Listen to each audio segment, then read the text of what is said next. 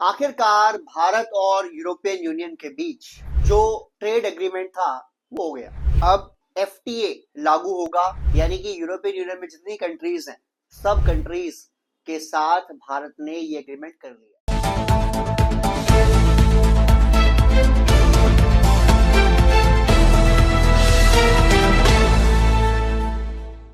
Hello friends, आखिरकार भारत और European union के बीच जो ट्रेड एग्रीमेंट था वो हो गया।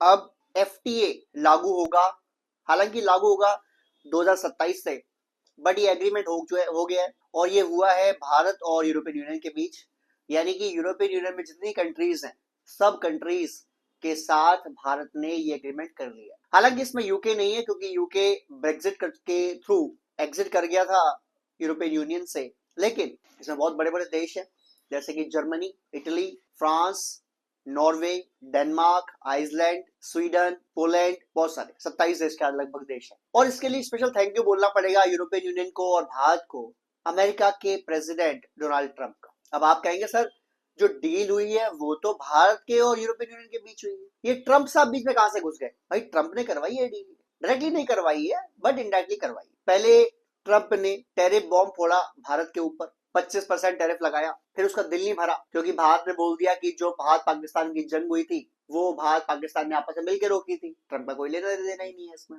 ट्रंप चिढ़ गया क्योंकि ट्रंप बोल चुका था कि ये तो मैंने करवाया। उसको नोबेल पीस प्राइज की भूख थी, जो भूख मिट नहीं पाई क्योंकि भारत ने माना ही नहीं। और जब माने क्यों, जब हुआ नहीं तो वहां कलेश हो गया, वो चिढ़ गया, उसने बोला रशियन ऑयल लेते हो भारत वाले, हाँ जी चलो 25% टैरिफ वॉट होगा इनके ऊपर, तो वो टैरिफ कर दिया उसने 100% या 50%, यानी 25 पहले था 25 बढ़ा दिया तो 50% हो गया। उसके बाद उसका दिल नहीं भरा, उसने बोला मेडिकल जो दवाइयां हमारे आती है भारत में उन पर 100% टैरिफ लगा दो, वहां से 100% टैरिफ कर दिया।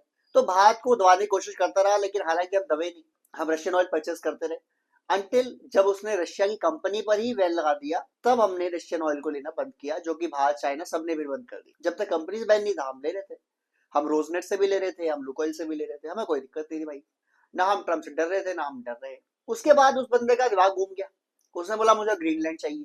घूम तो पहले गया, 2016 में घूमा था उसका कि ग्रीनलैंड चाहिए तब, लेकिन तब ठीक हो गया होगा थोड़ा बहुत, क्योंकि आज से लगभग 8 साल पहले की बात है।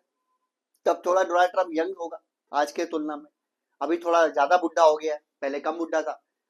तो उसने बोला ग्रीनलैंड चाहिए और ग्रीनलैंड दे दो, वो चुपचाप मुझे बेच दो, अगर नहीं बेचोगे मैं कब्जा कर लूंगा, मैं आर्मी ऑर्डर कर दूंगा, मैं आर्मी घुसा दूंगा इसके अंदर। दुनिया परेशान, भाई ये क्या कर रहा है। तो डेनमार्क जिसका डायरेक्ट क्लेम है, जिसके अंडर काम करती है ये आपका ग्रीनलैंड, उसने बोल दिया कि अगर उनके प्रधानमंत्री ने बोल दिया जो फैक्ट्रिक है कि भाई अगर कोई भी अमेरिकन, कोई भी देश का सैनिक अगर ग्रीनलैंड कब्जा करने की कोशिश करे तो जो डेनमार्क की फौज है पहले गोली मार दे बाद में पूछे, यानी सूट एट साइड कर दे, कोई दिक्कत नहीं है। विवाद बढ़ गया, यूरोपियन यूनियन के जो देश थे वो भी आ गए आगे, फ्रांस ने, आइसलैंड ने, आपका जर्मनी ने, यूके ने, इटली ने, स्वीडन ने, डेनमार्क ने अपनी फौजें भेज दी ग्रीनलैंड में। ज्यादा फौज नहीं, एक एक टुकड़ी भेज दी, पर वो सिंबॉलिक होती है कि हमारी फौज यहाँ पर ज्यादा बढ़ रही है, अगर आप करते हो हमला वगैरह तो ज्यादा हमला हो जाएगा।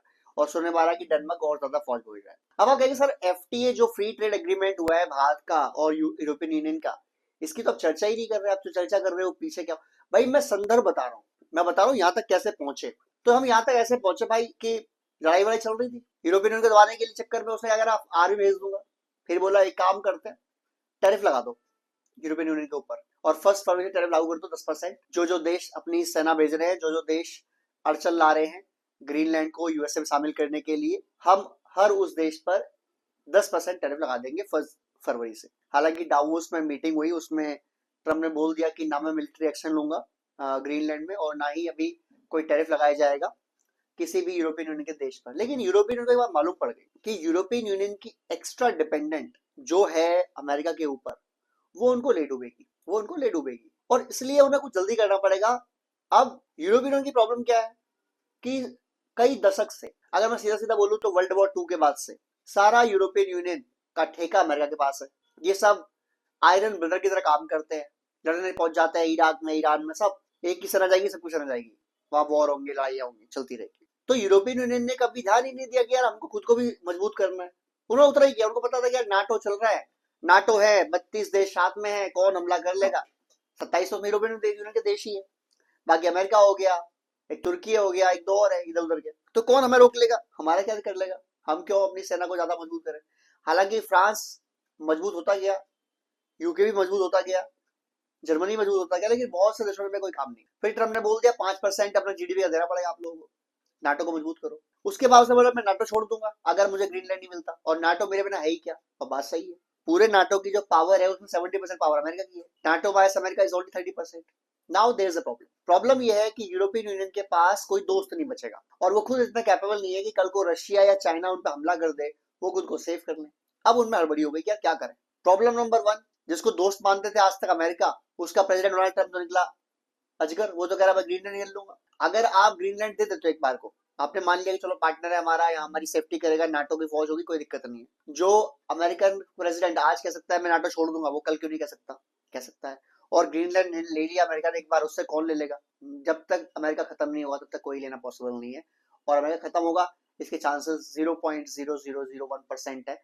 उससे पहले वो वर्ल्ड खत्म करने की कोशिश करेगा, यानी इम्पॉसिबल है। दूसरी बात, ग्रीनलैंड लेके मान जाएगा और आगे किसी देश की जगह नहीं मांगेगा, इसकी क्या गारंटी है? जीरो गारंटी है। वो कल को कह देगा फ्रांस का ये वाला आयरलैंड चाहिए, इटली का ये वाला आयरलैंड चाहिए, ये जरूरी है मेरी नेशनल सेफ्टी के लिए, तो क्या देते रहोगे आप? नहीं दे सकते। यानी जो उनका दोस्त था वो निकला अजगर, और उनको निकलने चक्कर बैठा हुआ है। अब दूसरा क्या है? अब दूसरा है वहां पर रशिया। रशिया से ये जंग लड़ रहे हैं पिछले 40 साल से, और दुश्मन नंबर 1 डिक्लेयर कर रखा रशिया को। हालांकि उससे गैस और तेल लेते हैं, बट दुश्मन नंबर 1 डिक्लेयर है। यानी रशिया के साथ डिफेंस डील तो कर सकते नहीं है। दूसरी बात, अगर उससे बिजनेस भी करें तो रशिया कुछ मैन्युफैक्चर नहीं करता ना। रशिया की इतनी बड़ी पॉपुलेशन है कि वहां यूरोपियन यूनियन वाले अपना सामान बेच सके। तो अगर वो एग्रीमेंट कर भी लें ट्रेडिंग का, तो वो फायदेमंद नहीं रहेगा, और इस टाइम करना भी इम्पॉसिबल है, क्योंकि इस टाइम लड़ाई चल रही है यूक्रेन रशिया की, जिसमें यूक्रेन के साथ खड़े हैं सारे यूरोपियन यूनियन वाले, और सैंक्शन लगा रखे हैं रशिया पर। तो पहले सैंक्शन हटाना, फिर ट्रेडिंग को एग्री करना, फिर ये बताना कि हमने वॉर चलते चलते क्यों हटाए सैंक्शन, तो बड़ा कॉम्प्लिकेटेड बन जाएगा इनके लिए ये समझाना दुनिया को कि हमने रूल बेस्ड ऑर्डर कैसे बनाया। चाइना उस पर ट्रस्ट नहीं करते, उनको लगता है बिगर थ्रेट जो है रशिया के बाद वो चाइना ही है, बल्कि कुछ को लगता है China is the number 1 threat, even America को लगता है ये बात। तो चाइना से एग्रीमेंट है, बट उस लेवल के नहीं है कि वो जिंदगी भर कर सके। दूसरा, यूरोपियन यूनियन के ज्यादातर देश, बल्कि 99% देश डेमोक्रेटिक है, जबकि चाइना जो है वो एक पार्टी की सत्ता है, तानाशाही है। तो इनको लगा कि यार जो बेस्ट कंट्री है, जो इनको सूट करती है इस सब ट्रेडिंग के अंदर, इस सब बिजनेस के अंदर, वो भारत है। भारत और यूरोपियन यूनियन की जो डील है, वो पहले समझ लो यूरोपियन यूनियन को कैसे बेस्ट बेनिफिट देती है, फिर भारत को कैसे बेनिफिट देगी। यूरोपियन यूनियन को क्या चाहिए? Number 1 market. भारत के पास कितना बड़ा मार्केट है? 1.4 अरब लोग, इतना बड़ा मार्केट है। Number 2, buying capacity. भारत की बाइंग कैपेसिटी बहुत ज्यादा है। नंबर 3, भारत आज की डेट में नंबर 4 चौथी अर्थव्यवस्था है, और बहुत जल्दी नंबर 3 अर्थव्यवस्था बन जाएगी, यानी कैपेसिटी बहुत है। नंबर 4, भारत के साथ भविष्य में यूरोपियन यूनियन वाले, जो उन्होंने अभी भी बोला, जो उर्सुला वेंडरलेन है, उसके अलावा जो एंटोनी कोस्टा है, दोनों जो लीडर्स हैं यूरोपियन यूनियन के जो भारत में हैं, उन्होंने बोला कि हम भारत से स्ट्रेटेजिक पार्टनरशिप चाहते हैं ऑन डिफेंस। यानी वो डिफेंस के अंदर ही भारत से पार्टनरशिप चाहते हैं, जस्ट लाइक नाटो। उसके क्या रूल्स रेगुलेशन होंगे वो अभी तक क्लियर नहीं है, बट वो चाहते हैं, उन्होंने क्लियर कर दिया हम चाहते हैं। और भारत से बन सकता है, क्यों? भारत डायरेक्ट अटैक करेगा नहीं यूरोपियन यूनियन को। डायरेक्ट हमारे कोई ऐसे विवादी नहीं है, ना जमीन मैटर करती है, ना हमारा चाइना की तरह पॉलिसी है कंट्रोल टू द वर्ल्ड, नहीं है। आप समझो भारत को क्या फायदा होगा? भारत को फायदा क्या होगा? भारत को फायदा ये होगा कि जो अमेरिका टैरिफ की धमकी दे देके, टैरिफ लगा लगा के भारत की इकोनॉमी को बर्बाद करने की कोशिश कर रहा है। ट्रम्प जो कहा भी था डेड इकोनॉमी भारत की इकोनॉमी को, लेकिन वो जवाब उन्हें दिया गया कि डेड इकोनॉमी नहीं है। जितनी भी लार्ज इकोनॉमी है उनमें सबसे तेज बढ़ रही अर्थव्यवस्था जो है भारत, सबसे तेज, दी फास्टेस्ट। तो अगर फास्टेस्ट ग्रोइंग इकोनॉमी को आप कहते हो कि यार ये जो इकोनॉमी है वो सही नहीं है, वो डेड है, तो आप तो बेवकूफ कहलाओगे, नंबर 1। नंबर 2, भारत को भी एक बाजार चाहिए अगर अमेरिका को रिप्लेस करना है तो, और वो बाजार क्या है? वो बाजार है यूरोपियन यूनियन का। क्यों? यूरोपियन यूनियन की जो बिजनेस क्लास है, या जो उनकी बाइंग कैपेसिटी है, दैट इज $2 ट्रिलियन। यानी भारत और यूरोपियन यूनियन की ट्रेड जो है वो $2 ट्रिलियन तो खाली यूरोपियन यूनियन की बाइंग कैपेसिटी है, आप परचेस कर सकते हैं भारत से वो। यानी हमारी जो टोटल जीडीपी है उसका लगभग आधा यूरोपियन यूनियन हमसे परचेस कर सकता है। और उनका एक टारगेट है कि जो वो इस समय लेते हैं भारत से, दैट इज अराउंड $1.4 बिलियन या $2.4 बिलियन, वो उसको बढ़ा के डबल चाहते हैं। जो अगर मैं आपको नंबर बताऊं क्लियरली, नंबर क्या है, तो मैं आपको बताता हूँ नंबर। हाँ, $136 बिलियन का बिजनेस होता है इस समय भारत और यूरोपियन यूनियन के बीच। और भारत और यूरोपियन यूनियन दोनों का मानना है कि इसको डबल कर सकते हैं 2030-32 तक, और उसके बाद डबल कर सकते हैं अगले 5 साल में। यानी इतनी बड़ी कैपेसिटी है। अब भारत के लिए पूरा मार्केट खोल दिया है भारत सरकार ने इस एग्रीमेंट के बाद। अब भारत के गुड्स जो मैन्युफैक्चरर्स हैं, जो किसान हैं, जो फार्मास्यूटिकल कंपनीज हैं, उनके ऊपर डिपेंड करता है वो किस तरीके बेचेंगे। अच्छा, इसमें क्या क्या सस्ता हुआ है वो बात करें तो 97% जो चीजें भारत परचेस करता था यूरोपियन यूनियन से, उनको फ्री कर दिया गया है विदाउट टैरिफ, जीरो टैरिफ। उसके बाद जो गाड़ियां थी उनकी, उन पर भी टैरिफ घटा के 110 से 40% कर दिया, यानी लगभग 2/3 कम कर दिया। जो उनके प्रोसेस्ड फूड है, फ्रूट्स जूस है, फ्रूट्स है, उन सब पर टैरिफ कम कर दिया है। यानी भारत के लिए भारत में जो कंपनीज है उनके लिए जरूर ये कंपटीशन रेस करेगी बात ये, लेकिन भारत के जो कस्टमर्स हैं उनके लिए अल्टीमेटली बेनिफिट है, क्योंकि अब उनको डील्स बहुत अच्छी अच्छी मिलेंगी। जो गाड़ी BMW की, मर्सिडीज की, ऑडी की, हालांकि मर्सिडीज शायद अमेरिकन कंपनी है, BMW, Audi, Skoda, German cars का नाम है दुनिया में, और एवरीवन वांट्स टू ड्राइव उस जर्मन कार के अंदर। अगर आप ये कहो कि जो गाड़ी 60 लाख की मिल रही थी आपको परसों तक, कल तक, वो कल से मिलेगी आपको 30-35 लाख की, तो हम क्यों एक लो लेवल गाड़ी परचेज करेंगे? Why not we will purchase the German car?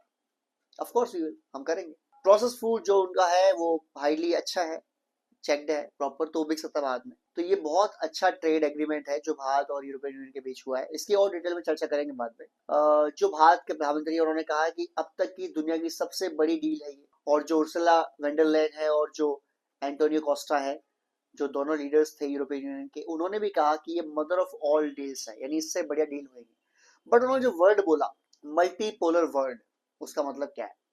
उन्होंने डायरेक्टली अमेरिका को बोल दिया कि भैया तुम सिंगल पोल नहीं हो इस समय दुनिया के, तुम भी हो, रशिया भी है, चाइना भी है, भारत भी है, और हम भी है, यानी यूरोपियन यूनियन भी है। तो हमें दबाओ मत। और चाचा ट्रम्प को थैंक यू बोल दिया, क्योंकि उनकी वजह से ये डील हो पाई और इतनी जल्दी हो पाई, वरना शायद ये डील और लटकी रहती।